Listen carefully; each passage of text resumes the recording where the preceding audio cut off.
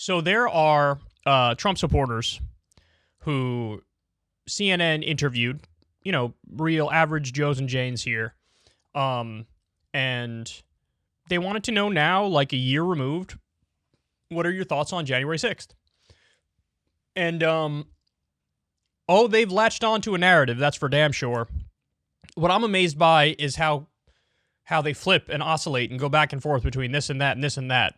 But there's a great example here of, I think they know they're talking to a CNN guy, and so most of them lock into a specific narrative. Take a look. January 6th attack was not the Republicans nor Trump.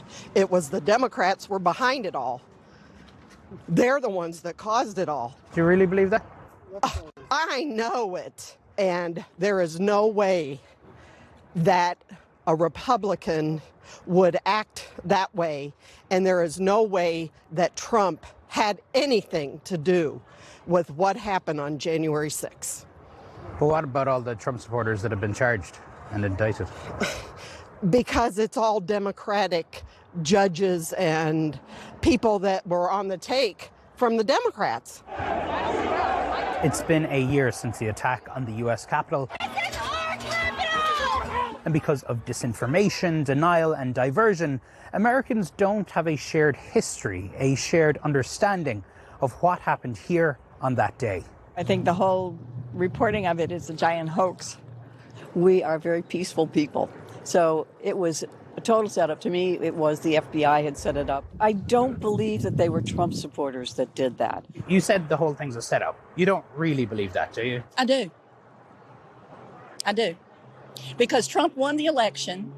They've proven it over and over again. I really don't think Trump had much to do with it, and people that were supporters for him, some were involved, but I think they were enticed by the FBI and by undercover agents.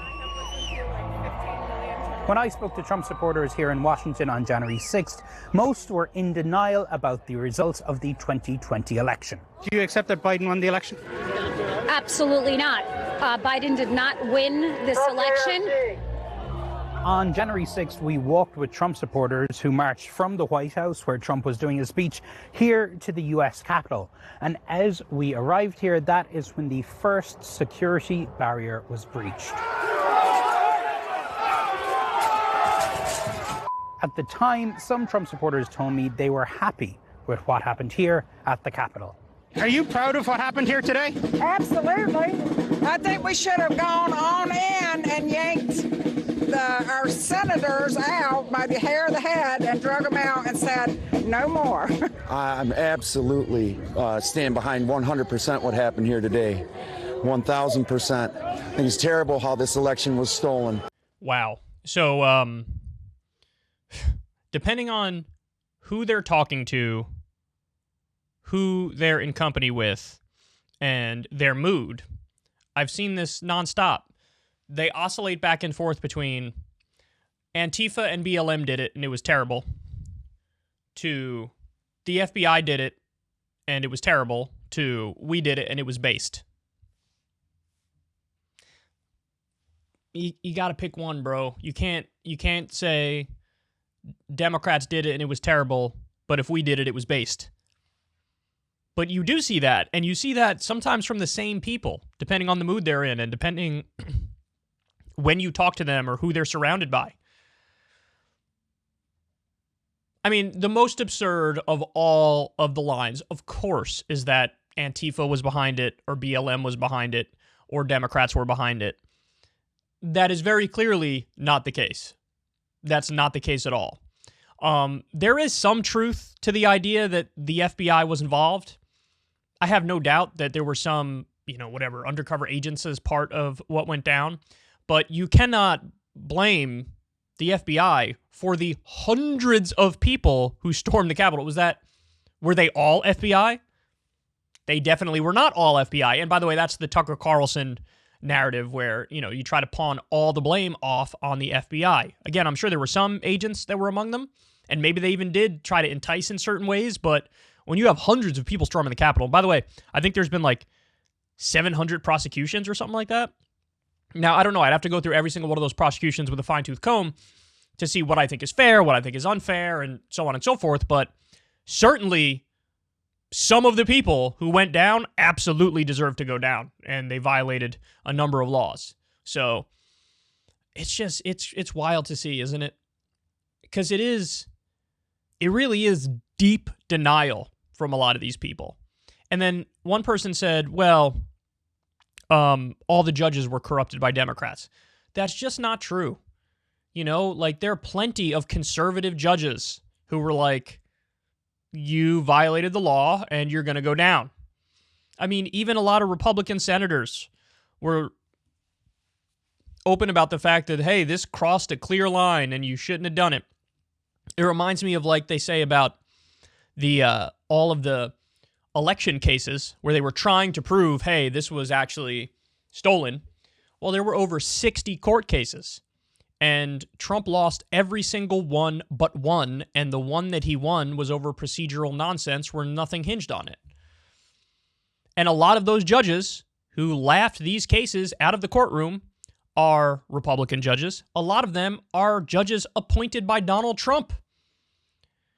Even in the Arizona audit, where they thought, oh, this will definitely flip the state back to Trump, they did the whole audit, and Biden ended up winning by more votes than he did on Election Day. So they undercounted Biden's numbers. So they just...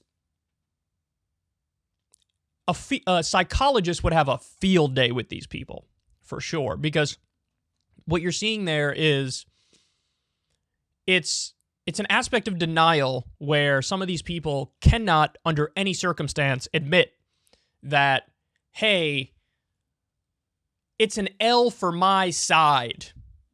Let me hold the L, dog. Because what they've done is they've defined themselves. We're the good guys. We're the good guys. The Democrats on the left are the bad guys. So if our side ends up doing bad things, it has to be that actually the Democrats did it, or it was a setup. It can't just be that there are people who agree with my politics who actually have very nefarious strategies and motives and are willing to break laws in service of it. It can't be that. And this is the kind of partisan brain rot and tribalism which everybody should be an opponent of.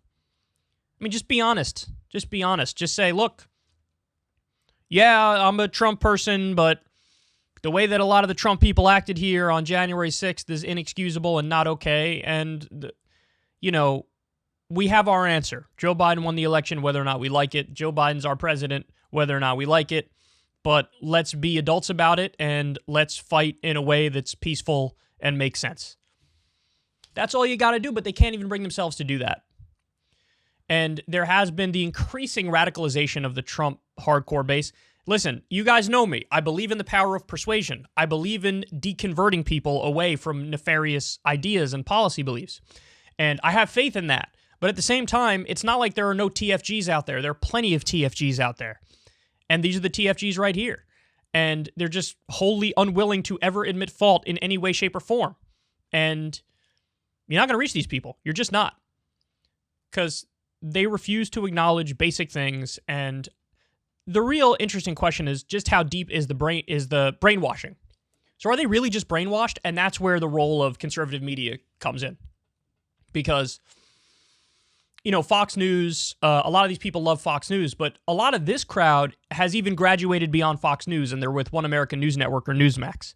And those are the real outlets. I mean, they have lawsuits against them from Dominion Voting because the conspiracy theories that these outlets were pushing were preposterous. They were saying that Venezuela swung the election. It was Maduro who swung the election from Trump to Biden by him flipping the votes in the machine. And yeah, there's a niche there, there's a lane there, and these really vapid and destructive and dangerous conservative outlets are just totally unscrupulous, and they'll say anything. Listen, I think a lot of the people who are even on those outlets, like Greg Kelly, I don't even think he believes a word he says. You go follow that guy on Twitter. It's a hilarious follow, but he's playing a character. The whole time he's playing a character. But this sort of brainwashing, I mean, it all started way back in the day with Rush Limbaugh and talk radio and Then came Fox News in the 1990s, and now you have also One American News Network and Newsmax, and it is dangerous what they're doing. They're playing with fire. And they've also made it so that people think by supporting these standard Republican politicians, it's sort of like an edgy revolutionary act, when really these, including Trump, all these people just uphold the status quo. It's that old Thomas Frank book, What's the Matter with Kansas? Why are people voting against their own economic interests? And the answer is culture war. And these people are so deep in the culture war, they can't see straight. And that's where you get absurd things they say like this. Democrats were behind it. It was Antifa. It was BLM.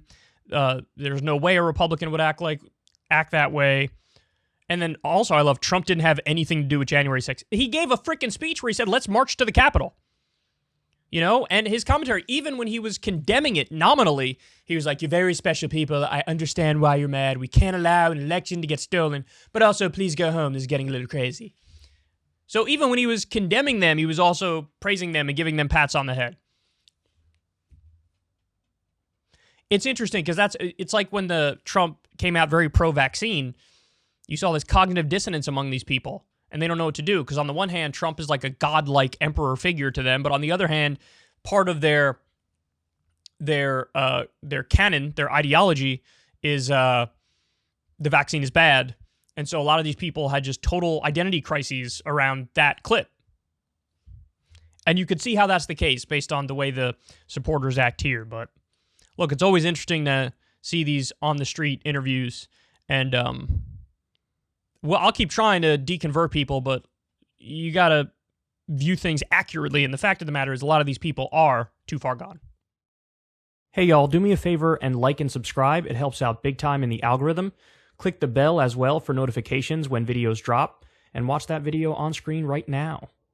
You know you want to.